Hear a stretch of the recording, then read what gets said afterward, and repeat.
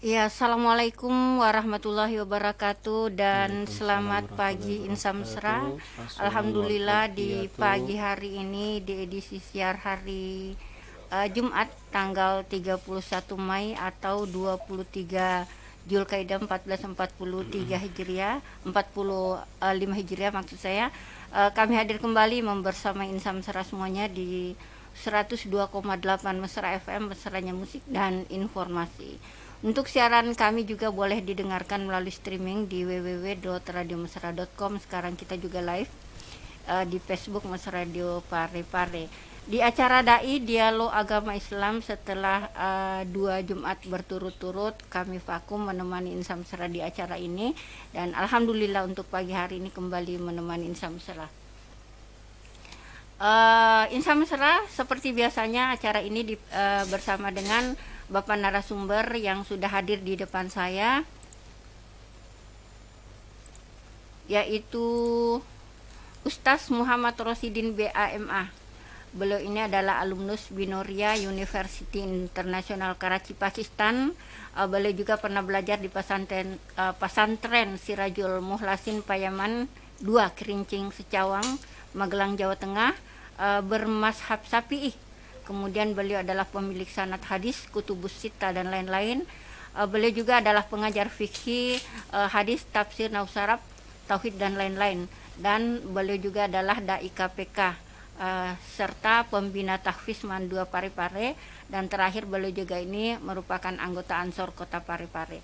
Nah, Insam Mesra, untuk materi kita hari ini adalah ini kan mengingat tidak lama lagi kita akan merayakan hari raya Idul Adha. Makanya materinya kita angkat di sini adalah ibadah kurban atau Idul Adha ya. Dan baik Insam Mesra, nanti kalau misalkan ada di antara kalian yang ingin bergabung boleh di 0853 9535 0907. Saya mencoba menyapa beliau. Assalamualaikum Ustaz. Waalaikumsalam warahmatullahi wabarakatuh. Iya, apa kabar ini Ustaz? Alhamdulillahirabbil alamin. Insyaallah baik-baik saja. Alhamdulillah ya. Ya. Saya sudah sampaikan Ustadz ke Ya. teman-teman semuanya yang sama mesra bahwa hari ini kita materinya adalah ibadah kurban dan Iya. Idul Adha ya. Insya. Ya, silahkan Ustadz dengan materi kita hari ini. Bismillahirrahmanirrahim. Assalamualaikum warahmatullahi wabarakatuh. Waalaikumsalam warahmatullahi wabarakatuh. Alhamdulillahirabbil alamin. Allahumma shalli ala sayyidina Muhammad wa ala ali sayyidina Muhammad.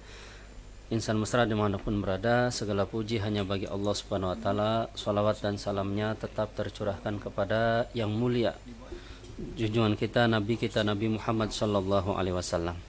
Insan mesra dimanapun berada, alhamdulillah kita pada Jumat kali ini juga kita hadir lagi, yang mana kemarin berhalangan, kebetulan host kita sedang sakit dan alhamdulillah sekarang sudah Allah sembuhkan kembali. Kita akan memulai live lagi, alhamdulillah.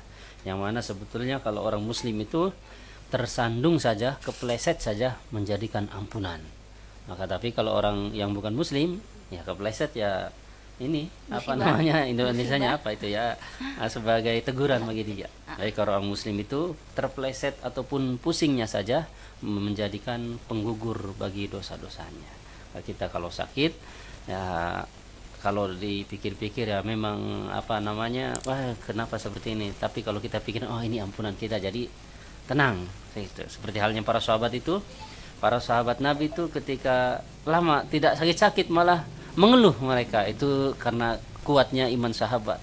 Jangan-jangan saya ini tidak disukai oleh Allah, tidak diampuni ini karena tidak sakit-sakit. Nah itu para sahabat, sehingga para sahabat tahu kalau sakit itu diampuni. Nah alhamdulillah kita sekarang semuanya sehat, dan semoga insan mesra dimanapun berada semoga selalu dalam keadaan sehat. Yang kebetulan mungkin sakit semoga segera Allah sembuhkan kembali, amin amin ya rabbal alamin.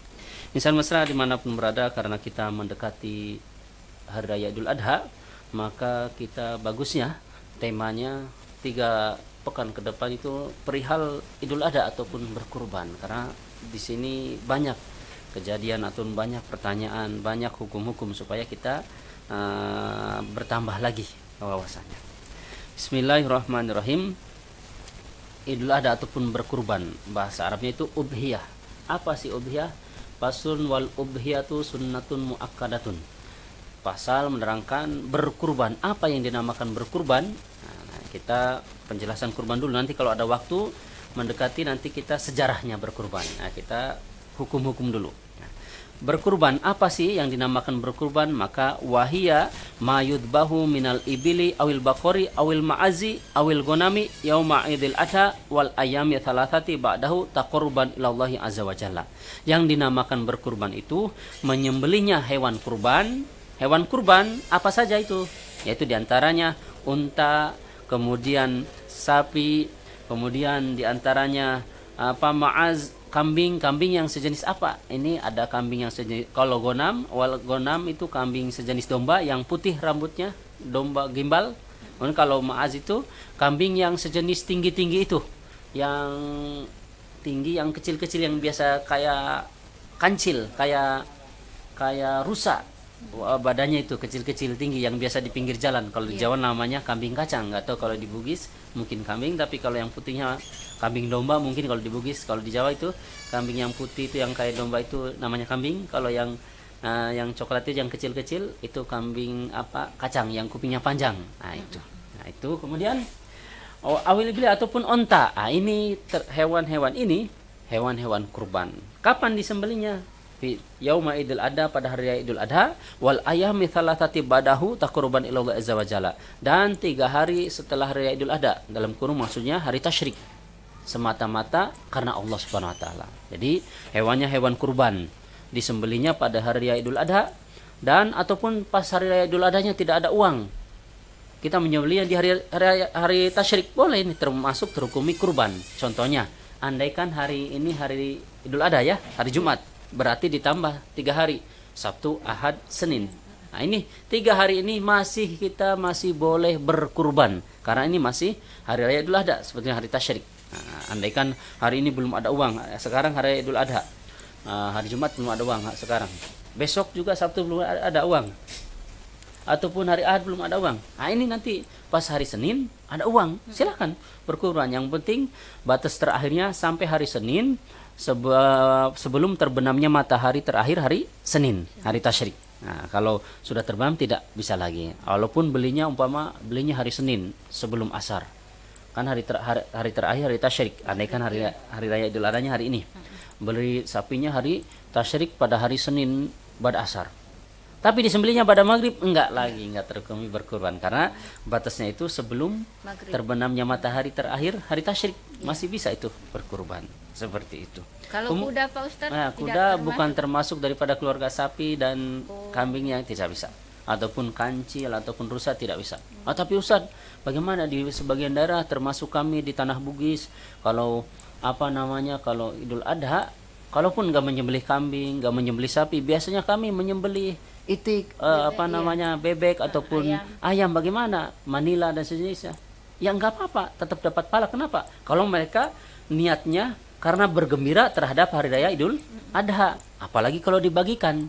Tapi bukan berkurban itu, cuma karena dia dapat pahalanya karena dia bergembira. Ini orang-orang yang menyalahkan, nggak ada itu katanya. Kenapa menyembelih itik, menyembelih Manila, menyembelih ayam, bid'ah itu nggak boleh katanya, karena mereka menganggapnya kurban, padahal itu bukan kurban, tapi karena rasa gembira di hari raya Idul Adha sehingga mereka menyembelih menyembelih itika, menyembelih buat palekoka, menyembelih ayam dan sejenisnya. Karena apa? Karena tanda rasa syukur dia mendapati hari raya Idul Adha, apalagi kalau dibagikan. Karena tujuan berkurban itu kan supaya salah satu hikmah berkurban itu Idul Adha itu supaya orang Islam ini menerima ataupun mendapati daging kurban, mendapati hidangan daging. Nah, ini bagi kita yang nggak bisa ngasih daging, mau ngasih daging ayam ataupun itik silahkan, tetap berpahala, tapi bukan terhukumi berkurban. Seperti itu. Saya coba terima teleponnya masuk Ustadz ya. Insyaallah. Ya. Halo. Waalaikumsalam warahmatullahi wabarakatuh. Ya, Bu. Waalaikumsalam warahmatullahi wabarakatuh. Ya, Bu Handayani. Apa namanya? Siapa yang sakit dalam 2 minggu ini, Pak Ustaz? Kebetulan pemandunya, kebetulan yang pembawa acaranya. Oh, pembawa acaranya. Ya. Mudah-mudahan Mbak Mira sehat walafiat lagi. Amin. Memandu acara Dai. Yang saya mau pertanyakan Pak Ustaz, sebenarnya ada beberapa itu pertanyaan saya mau tanyakan, tapi Iya. sudah lewat, sudah kelupaan juga. Iya. Tidak apa-apa, Bu. Saya pertanyakan pertama ini Iya. masalah kurban. Iya. Karena ini ada rencana kemenakan anaknya itu mungkin dioperasi pada tanggal 10. Iya. Jadi hari lahirnya anaknya 9/10 katanya. Iya. Karena dia kan punggung sempit, jadi harus lewat jendela. Jadi dia mau rencana, dia beritahukan saya, dia bilang, tante bagaimana kalau saya hakikah anakku pada sebelum hari taksir, hari raya Idul Adha. Sebelumnya bang ini hari saya hakikah, besok hari raya Idul Adha, kita hakikah nih, kita makan bersama-sama pada kalau kita kurban, karena kebetulan mertuanya mau potongkan sapi mana anak cucu pertamanya. Iya. Bilang, kalau saya alangkah bagusnya nak, karena anakmu 7 hari ke-7-nya kalau dia balik hidup atau bagaimana, mudah-mudahan dia sehat. Bilang, iya tante, apakah itu tidak apa-apa? Bilang, oh saya itu kan hari ke-7 itu memang hakikah nih, kita makan bersama-sama. Tapi katanya saya mau makan pada kalau pemotongan kurban. Bilang, iya sama dengan Zina. Jadi apakah itu bisa Pak Ustaz? Iya. Karena saya juga tidak terlalu matang masalah agama. Iya. Cuma saya pernah, karena saya orang termasuk Aisyah lah.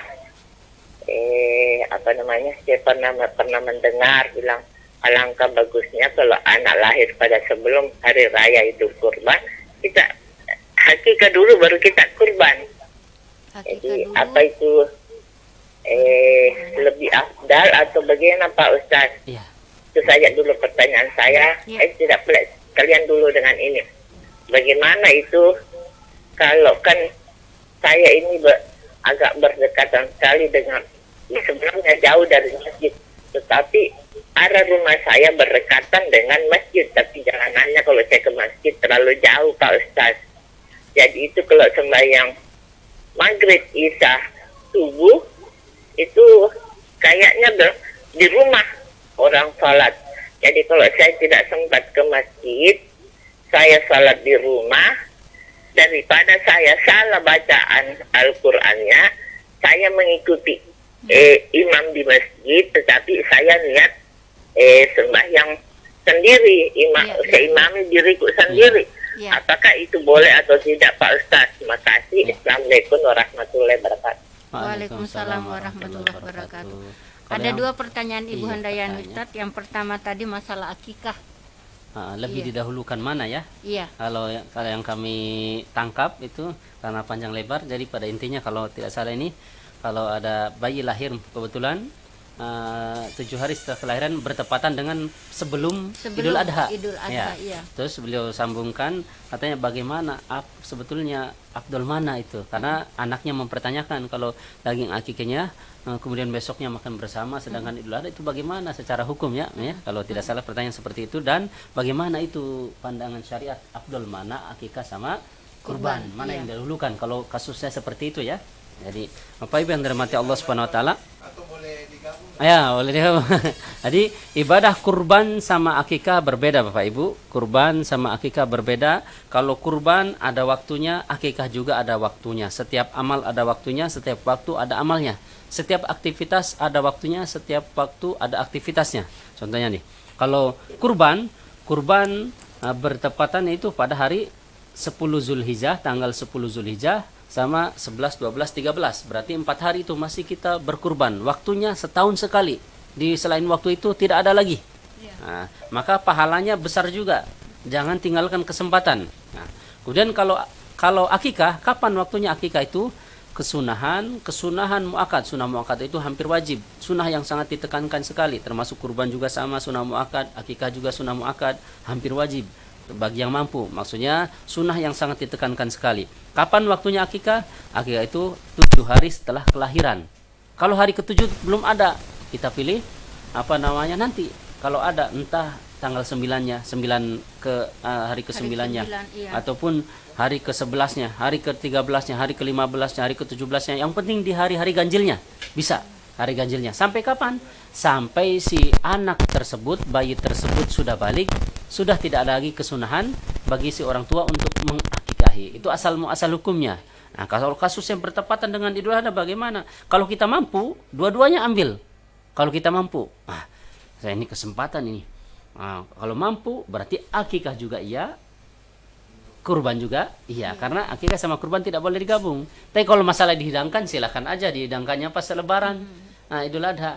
Kalau niatnya tetap kalau akikah ya akikah. Tapi kurban, kalau Ustadz misalkan ini cuman ada disiapkan satu sapi misalkan, ya untuk akikah, tidak bisa digabung dengan kurban, tidak bisa ya? Iya, tidak bisa. Harus satu untuk satu sapi untuk akikah misalnya, satu sapi lagi untuk kurban. Iya, untuk kurban. Maka kalau misalkan itu ya, kalau enggak uang yang untuk beli sapi kan itu banyak tuh. Kalau enggak yang untuk akikahnya, umpama anak yang perempuan kan 1 kambing. Kalau anak laki-laki 2 kambing. Udah beli akikahnya sendiri, yang sisanya itu untuk kurban. Dapat dua-duanya pahalanya.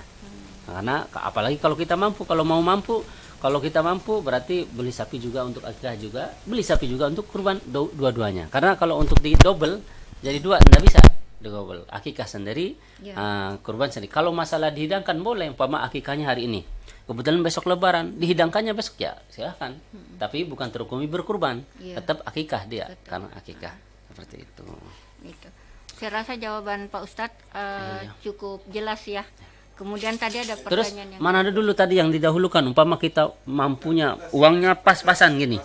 Jadi lain ini kambing untuk kurban, lain untuk akikah. Iya, kalau memang mau dua-duanya mampu nih.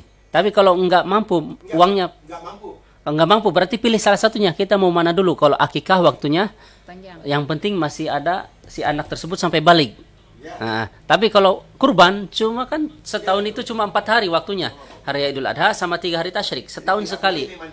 Saya niatkan untuk kurban, niatkan untuk Iya, tidak. Tidak. Kurban, akikah. Seperti itu. Jadi tinggal kita pilih, umpama ada kesempatan, oh ini mana dulu? Berarti kita pilih.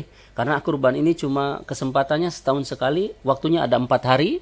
Dan kalau akikah waktunya panjang. Sampai si anak tersebut balik, tinggal pilih kita. Mau doa ya, berarti doanya. Itu. Terus yang kedua itu tadi pertanyaannya sholat ya. Sholat karena mungkin tidak bisa ke masjid. Kemudian kalau sendirian bacaannya kurang bagus, takut salah. Ibu tersebut, ibu hendaknya ikuti bacaannya di masjid. Nah, maka bagaimana secara pandangan syariat Bapak Ibu dalam hukum berjamaah? Kan itu karena kasusnya belum tahu Ibu Handayani, maka tetap terhukumi sah. Karena nggak tahu. Secara tertib berjamaah, bagaimana orang berjamaah itu hukumnya harus di dalam satu masjid, kemudian melihat imamnya. Kalau tidak dalam satu masjid, yang penting ada pintu terbuka, umpama masjidnya di sini. Kemudian ujung pintu masjid di belakang terbuka. Kita sholatnya di luar. Yang penting masih bisa melihat, maka masih bisa. Andaikan rumah kita bersamping-sampingan dengan masjid, kita sholatnya di rumah, tapi harus ini juga sopnya, pintu masjid harus dibuka juga. Berdamping di belakangnya masjid, rumah kita pas, pintu depan kita dibuka, pintu masjid dibuka, kita sholat di pintu di belakang pintu masuk rumah kita, tapi pintu masjid harus dibuka. Nah, itu aturan sop, harus melihat, mendengarkan. Bukan cuma mendengarkan saja. Kalau cuma mendengarkan saja, seperti contohnya di TV kita berjamaah ke televisi atau apa, ya tidak sah, karena salah satu syarat berjamaah itu harus nyambung sopnya. Tapi menurut Ibu Handayani tadi nih Ustaz, niatnya itu tetap niat sholat sendiri. Iya, bukan jamaah. Cuman dia mengikuti bacaan di masjid, imam di masjid. Tapi kalau umpama sholat sendiri, contohnya gini, kalau sholat sendiri ngikuti bacaannya di masjid, kalau ngikutin umpama bacaan kita sudah selesai nih, alhamdulillahirabbil alamin, Al-Fatihah sudah selesai. Ataupun mau tambah surat juga selesai. Tapi kalau kita mau ikuti terus, kan kita ini nggak ada jeda ini. Kita diam saja tanpa melakukan ibadah kita, berarti malah membatalkan. Kan kita itu sholat sendiri harus sesuai. Kalau sudah selesai bacanya segera ruku, segera Iya, iya. itidal. Makanya caranya kalau mau mengikuti bacaan kita dipelanin supaya bacaan kita tertinggal. Bacaan kita tertinggal. Kalau tertinggal kan imam duluan. Berarti nanti kita mengiringi. Imam sudah ruku, kita pun ruku. Padahal kita sholat sendiri, bacaan subhanallahil azim wa bihamdi. Sama contohnya seperti kita sholat di masjid. Kebetulan yang imam bacanya belepotan. Mungkin sudah sepuh kah, orangnya sudah tua sekali, nggak bagus, mungkin ya apa namanya, mungkin yang imamnya bukan anak pesantren, bacanya nggak bagus. Kita tahu ini nggak betul, ini baca al-fatihahnya. Kalau surat yang lain kan bebas, yang penting kan sholat al-fatihahnya ini kalau betul, maka betul semua. Setelah itu kita niat sholat sendiri, mufarokoh itu niat sholat sendiri. Kalau kita tahu imamnya pas didengarkan, bacaannya betul hancur, bacaan al-fatihahnya kan nggak sah kita ikuti, maka kita di dalam hati udah niat saya sholat sendiri. Sholatnya berarti sendiri, berpisah daripada jamaah. Tapi supaya nggak kesinggung mereka, supaya nggak bertanya-tanya jamaah yang lain, maka bacaan kita dipelankan. Supaya apa bacaan kita dipelankan? Supaya bacaan kita terlambat, imam ruku, kita pun nanti kan ruku. Padahal kita sebetulnya tidak ikut dia. Tidak ikut imam karena imamnya bacaan al-fatihahnya belepotan, andaikan gitu. Nah, bacaan tasbih rukunya pun dipelanin sekali. Subhana rabbiyal azimi wa bihamdihi sampai 3 kali. Pastikan imam agak cepat kan dari kita. Sami Allahu liman hamidah. Kita pun baru selesai baru sami Allahu liman hamidah. Di belakang berurutan. Padahal kita sholatnya sendiri. Itu cara bacaannya. Tadi ini Ustaz? Niatnya tadi Sholat sendiri. Tapi sendiri, kalau mau ikut bacaan imam, maka bacaan kita dipelankan. Pelankan. Nah, makanya yang kami gambarkan itu maksudnya ikut gimana? Kalau ikut nunggu berarti batal sholatnya. Karena nunggu. Ustaz, bagaimana sudah dilakukan? Al-juhalu la yukam. Orang yang tidak tahu tidak terhukumi. Berarti sah. Bagi ibu tersebut karena belum tahu hukumnya, tetap sah-sah sholatnya. Tapi kalau sudah tahu, maka harus sesuai urutannya, sesuai hukumnya. Kita kalau mau sholat di masjid. Kalau mau sholat di rumah. Walaupun takut bacanya nggak salah, nggak apa-apa. Walaupun bacaan salah tetap sah. Kecuali kita nggak bisa bacaannya al-fatihah, yang kita bisa Allah, ya udah baca Allah. Bisanya al-fatihah sepertinya, ya udah seperti ini kita baca, sebisa kita. Iya. Baik Ustadz, saya menyapa dulu teman-teman atau insan mesra yang sudah gabung di Facebook. Ada Ibu Esti Kuswardani. Maaf, mau bertanya Ustadz, berdosakah seorang wanita muslim yang sudah lanjut usia tapi tidak mau berhijab? Itu pertanyaannya. Kemudian ada Ibu Atika Putri Ramadhani. Assalamualaikum.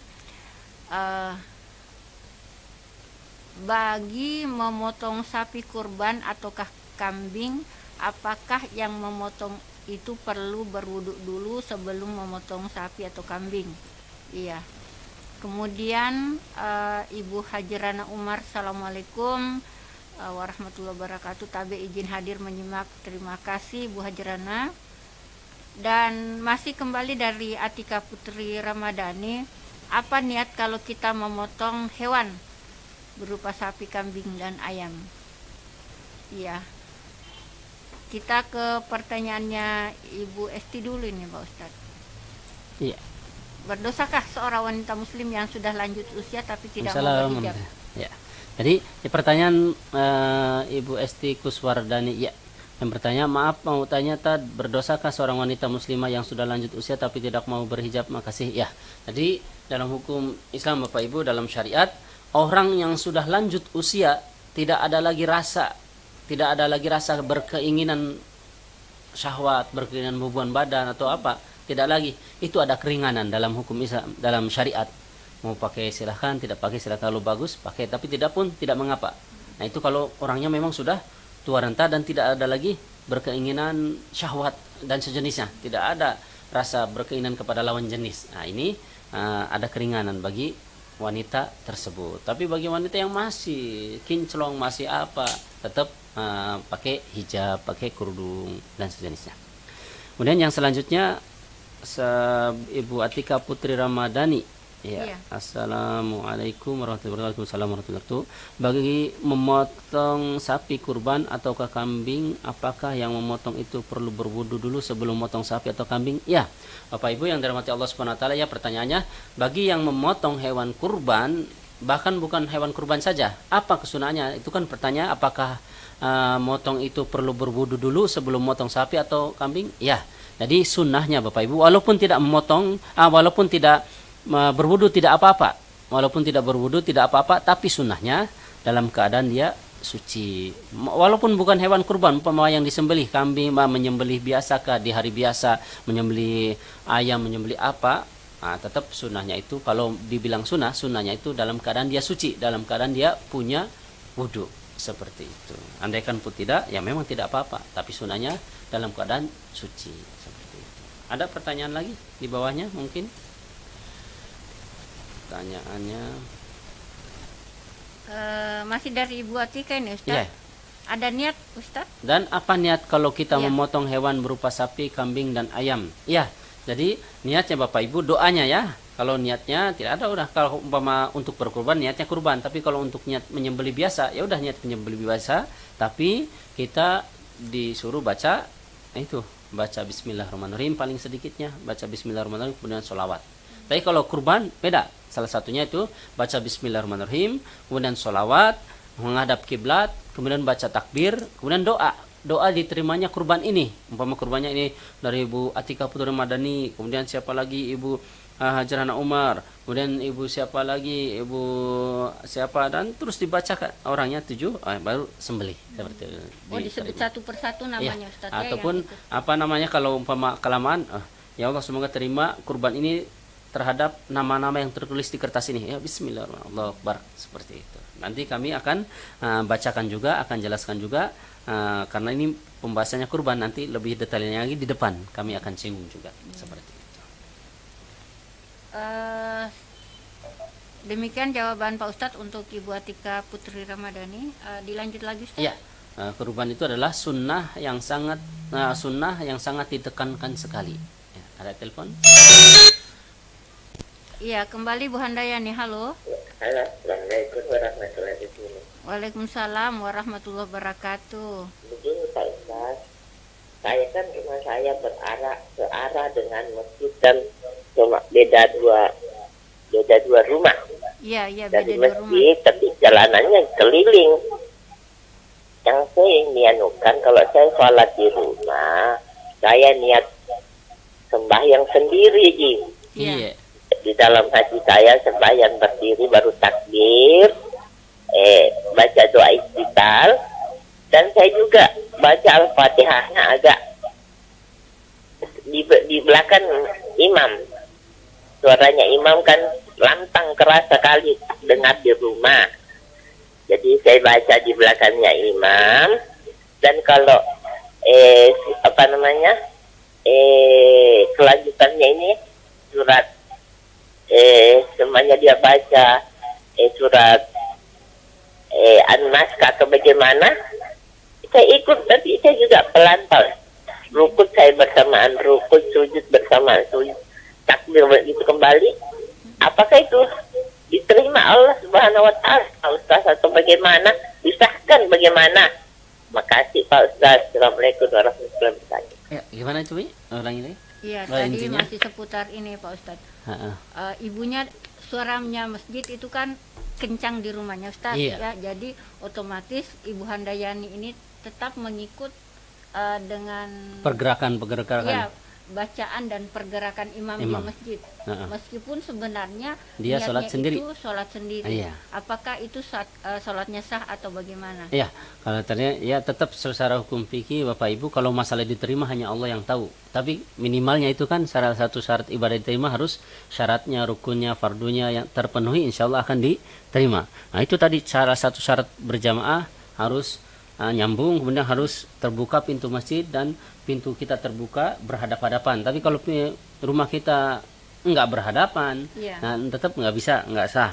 Terus kalau mau bacaannya ikut imam, makanya bacaan kita dibelakangkan. Apalagi seperti Ibu Handayani tadi, kalau memang bacaan kita dibelakangkan, bacaan kita terlambat. Supaya apa? supaya nanti bacaan kita baru selesai kan imam udah ruku. Nah, berarti kita baru selesai ikut ruku. Sami Allahu liman hamidah sama juga seperti itu. Tapi kalau bacaan kita sudah selesai, kita nunggu. Nah, karena kan imam belum selesai. Bacaan kita sudah selesai, imam belum selesai, kita nunggu. Padahal kita salat sendiri, batal salatnya. Seperti itu. Jadi solusinya itu bacaan kita belakangan. Bacaan kita dilambatkan, baik ketika baca Al-Fatihah, surat-surat, ataupun baca ketika ruku, bacaannya subhanallah adimimnya dibelakangkan, dilambatkan. Supaya apa? Supaya imam duluan di masjid. Nah, baru kita selesai, baru ikut dan seterusnya. Jadi itu solusinya untuk Ibu Handayani, dipelangkan ya. Kalau misalkan dengar imam baca Al-Fatihah, bisa ikut tapi kita pelangkan ya? Supaya terlambat kita. Supaya terlambat. Selanjutnya Bapak Firman. Iya, assalamualaikum. Waalaikumsalam warahmatullahi wabarakatuh. Iya, waalaikumsalam warahmatullahi wabarakatuh. Saya ingin bertanya 3 hal Pak Ustaz. Iya, Pak. Yang pertama, apakah salat tahajud atau salat lainnya salat tahajud bisa mana yang lebih utama di artinya dijaharkan atau disirkan? Iya. Dan kemudian yang kedua Pak Ustaz, apakah dalam salat wajib atau sunnah boleh kita pakai bacaan 2 surat yang berbeda di belakangnya, atau sesudah salat baca Al-Fatihah atau kemudian kita pakai pemukunya Pak Ustaz, bolehkah kita pakai 2 surat yang berbeda? Iya. Yang berbeda Pak Ustaz. Ya. Terima kasih banyak Pak Ustaz. Assalamualaikum warahmatullahi wabarakatuh. 2 ya, jadi 2 pertanyaannya. Iya, 2. Tadi katanya masalah 3 ya? salat tahajud. Tapi mungkin lupa, nanti bisa telepon lagi. 2 yang kami tangkap, katanya 3, tapi 2 yang kami tangkap. Yang pertama itu masalah tahajud ya. Masalah tahajud itu sholatnya kan di malam hari. Terus afdal mana bacaannya, apakah dengan jaharkah atau sir? Jahar itu disuarakan, sir itu dipelankan. Jadi ada sholat-sholat yang memang sunnahnya itu dijaharkan. Sholat wajib itu malam yang maghrib, isya, subuh sunnahnya dijaharkan. Ya, berjamaah apalagi itu. Kemudian andaikan tidak jaharkan pun tidak apa-apa. Andaikan mungkin imamnya tidak bisa atau bagaimana, ya udah tidak apa-apa, cuma sunnahnya tetap dijaharkan. Kemudian sholat malam termasuk sholat sunnah yang disirkan kalau sholat sendiri, kecuali sholatnya berjamaah, karena mau berjamaah supaya tahu mereka. Salah satu hikmahnya berjamaah itu kalau malam supaya tahu, yang jauh pun tahu, oh ini ruku, oh ini sujud, oh ini sudah selesai bacaannya, maka dijaharkan. Kalau sholat sendiri disirkan.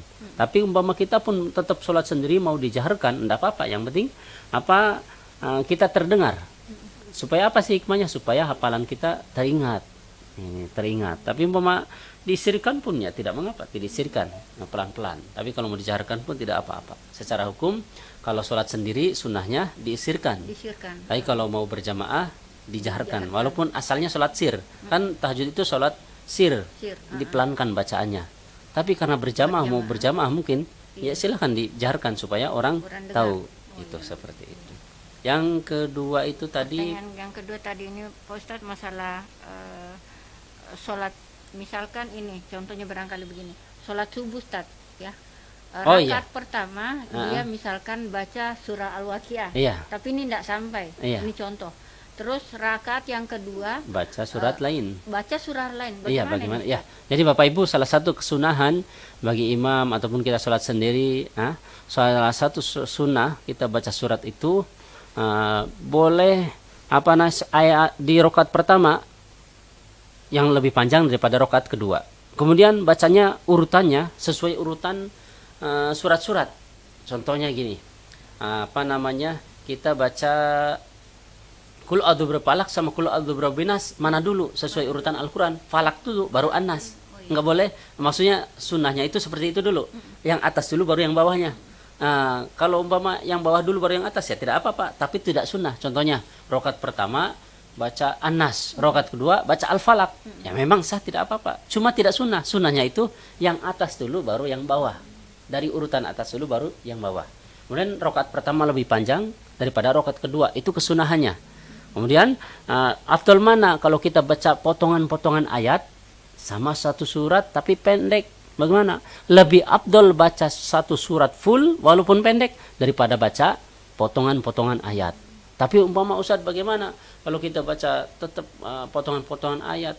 Ya, tetap, apalagi kalau untuk mengulang-ulang hafalan. Kan biasanya yang punya hafalan, kenapa baca suratnya potongan-potongan ayat? Ya hikmahnya karena mau mengulang-ulang hafalan. Tidak apa-apa. Terus timbul lagi, bagaimana kalau satu sholat beda surat, maksudnya 2 kali surat, sah enggak? Nah, tetap sah, tidak apa-apa. Umpama contohnya rakaat pertama baca Al-Waqiah tapi tidak selesai ataupun lupa mungkin, akhirnya pindah ke surat yang lain, tidak mengapa. Jadi jangan salahkan. Kan ada ini di Masjid Al-Manar, kebetulan kami ketika ke Papua ataupun berhalangan, kan saya suruh santri kami yang besar yang memang bacaannya bagus. Nah, dia di Lasiming tinggalnya, ya udah saya suruh. Kebetulan pada waktu itu baca surat As-Sajadah. Baca surat As-Sajadah, rakaat pertama betul pakai As-Sajadah sampai sujud. Nah, sampai sujud tilawah, kemudian di rakaat kedua beda lagi, bukan sambungan surat As-Sajadah. Akhirnya di jalan atau mungkin di belakang bapak-bapak yang sudah tua protes kayak gini, kenapa seperti ini? Padahal secara hukum tidak mengapa, tidak mau disengaja tidak sengaja pun tidak apa-apa. Bahkan andaikan umpama kita rakaat pertama baru baca surat Qul Huwallahu Ahad ataupun potongan ayat lah, tapi tidak selesai ataupun bahkan 2 surat pun sah-sah saja. Intinya tidak mengapa. Andaikan kita lupa juga, umpama diingetin lupa juga, ya udah pindah surat, daripada kita lama tidak ada pergerakan malah membatalkan sholat. Maka kalau lupa udah ganti surat yang lain, atau surat sekalian pendek. langsung sujud. Ya bisa juga, walaupun lupa diingatin langsung sujud tidak apa-apa, ataupun ganti surat. Nah, maka yang di belakang jangan protes, Bapak Ibu yang suka protes, makanya tanya dulu betul nggak. Kadang kan kita sukanya protes padahal nggak tahu hukumnya. Iya. Ada telepon tadi? Ada pertanyaan kembali dari Ibu Hajranin, Ustadz. Ya. Bagaimana Pak Ustadz kalau yang memotong hewan kurban itu tidak menjalankan sholat 5 waktu? Pertanyaannya bagus Bapak Ibu. Bagaimana Pak Ustadz kalau yang memotong hewan kurban itu tidak menjalankan sholat 5 waktu? Jadi kalau secara hukum sah-sah saja, yang penting orang Islam dan ketika menyembelih baca bismillah. Tapi untuk mempengaruhi, untuk kerohanian kita, amalan kita itu akan mempengaruhi. Nah, contohnya gini, ada orang yang jual makanan jadi dimasak oleh dia, tapi dia sholat, satunya sholat, tetap lebih berkah orang yang melaksanakan sholat, karena itu makanan yang masuk kepada kita akan mempengaruhi kita. Mudah tahajud, mudah mengamalkan sholat sunnah duha, sholat sunnah mudah menerima kebaikan. Itu kenapa? Karena makanan-makanan yang masuk kita itu yang masaknya pun menjalankan ibadah, menjalankan sholat. Tapi kalau makanan-makanan yang masuk kepada kita itu yang memprosesnya itu bukan orang-orang yang tidak sholat atau dan sini, itu mempengaruhi keimanan kita, pengaruhi ibadah kita juga. Nanti ibadah malas, kadang tidak mau mengamalkan sunnah, itu karena makanan kita. Makanya itu orang-orang waro, orang-orang terdahulu, mungkin ulama-ulama yang menjaga orang waro itu menjauhi perkara syubhat, menjauhi perkara yang nggak jelas. Itu seperti mungkin Andre Guruta Ambodaleka, Andre Guruta Pabaja, Andre Guruta itu pasti hati-hati. Mungkin pasti kalau ini sholat enggak ditanya. Kadang guru-guru kami juga itu kalau disuruh itu cari pembeli beli ini, tapi lihat berkerudung enggak, kalau kerudung beli, ataupun lihat kalau sekiranya sholat seperti dibeli. Bahkan kami pun ketika di Papua Bapak Ibu ada Ustadz Kaharudin, beliau dari Baru asalnya, cuma memang di sana mengajar di Universitas Amaliyah di Wamena. Beliau pun Andre Guruta di gurunya Andre Guruta Puang di Mandar di Polewali Mandar, itu di sana gurunya. Ketika itu disuruh pun beli ini, cari yang sholat. Itu berarti menandakan bahwasanya beliau menjaga kehati-hatian, cari yang betul-betul. Karena karena mempengaruhi amal ibadah kita. Karena makanan yang masuk kepada kita pun kalau yang mengolahnya, yang masaknya itu ibadah, akan berkah kepada tubuh kita dan sejenisnya. Kalau dibilang sah saja, kurban pun seperti itu. Yang penting dia baca bismillah. Tapi kalau ada yang sholat, lebih berkah itu yang menjalankan sholat dan sejenisnya. Masih ada waktu Pak Ustadz? Sepertinya pembahasan kita belum sampai, Ustadz ya? Iya, belum sampai. Sementara, baru masalah pembukaan. Iya, masih ada waktu 4 menit ini. Ya. Oh ya, ini saya terima dulu Ibu Handayani kembali Ustaz ya. Iya. Balik Pak Ustaz. Iya. Ini gini Pak Ustaz, yang saya anukan masalah pemotongan. Kalau saya pergi beli ayam, setelah itu orang potong ayamnya, itu cuma satu orang yang pegang kepalanya dan langsung dia rebut, baru dia iris pisau lehernya. Saya tidak dengar membaca bismillah, membaca apa. Apakah itu sah kita makan Pak Ustaz? Iya. Ya, itu pertanyaan saya. Makasih Pak Ustaz. Assalamualaikum warahmatullahi wabarakatuh. Waalaikumsalam warahmatullahi wabarakatuh. Ya Ibu Handayani, ya masalah memotong. Jadi yang kami tangkap Ibu Handayani pertanyaannya, kalau yang memotong satu orang megang kepalanya seperti kasusnya di pasar-pasar kan seperti itu, supaya nggak repot. Ya memang kalau secara hukum yang penting salah satu syarat penyembelihan itu yang penting 3 uratnya terputus, bukan tergores. Terputus, maksudnya terputus, memang putus urat-uratnya itu, maka sah walaupun yang menyembelih sendiri. Terputus, kemudian setelah itu mati, ya maka sudah sah. Tapi kalau belum terputus, cuma tergores aja, tidak sah sembelihan tersebut. Wah, makanya yang penting Bapak Ibu, walaupun yang menyembelih satu orang itu di pasar nggak apa-apa. Yang penting ketika menyembelih baca bismillah udah sah. Oh Ustaz, saya nggak tahu bagaimana itu, apakah disembelih betul, apakah disembelih baca bismillah. Kalau tidak tahu tidak terhukumi. Yang penting yang menjual itu orang Islam. Diperkirakan ketika menyembelih baca bismillah udah sah. Nah, kecuali kita tahu pas mau beli disembelih dia tidak baca bismillah. Nah, maka jangan beli yang itu. Ataupun yang menjualnya non muslim. Ya tidak apa-apa yang menjual non muslim. Yang penting yang menyembelih orang muslim. Kan ada juga orang yang non muslim menjual. Tadi diperkirakan yang menyembelih itu orang-orang muslim, maka sah juga. Kalau kan ini Ustaz, baca basmalahnya itu kan sepertinya meskipun bukan orang non muslim biasa juga baca.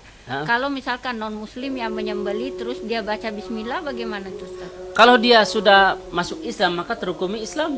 Tapi kalau misalkan masih non muslim?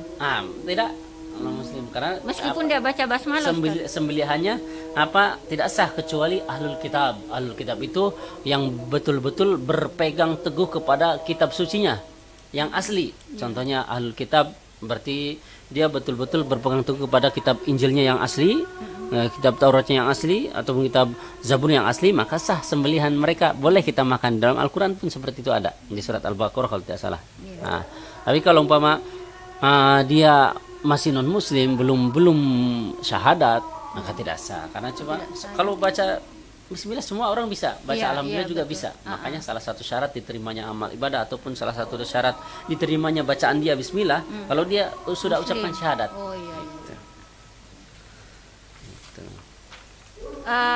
Ustadz, sepertinya jawaban untuk Ibu Handayani sudah clear. Sepertinya kita sudah mentok waktu kita hari ini.